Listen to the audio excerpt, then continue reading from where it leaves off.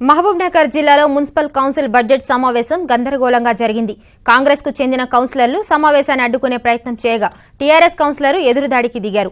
అరగంట పాటు పోడియం వద్ద చైర్మన్ రాధా, కౌన్సిలర్ పద్మజ యాదవ్ మధ్య మాటల యుద్ధం జరిగింది.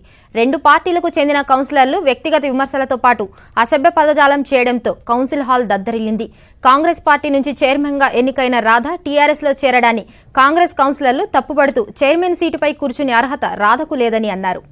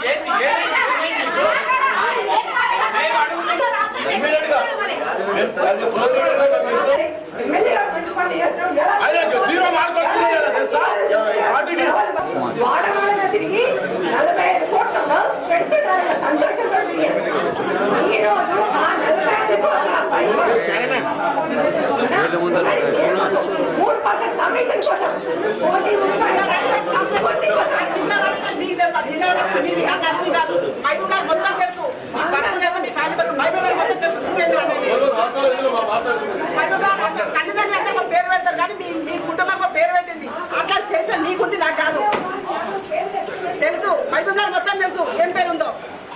పోయినసారి ఏ పార్టీలో కూర్చో ఈసారి ఏ పార్టీలో కూర్చో గంట కంటివ్వమంటే క్యారెక్టర్ మీది. మీరు నన్ను మాట్లాడేది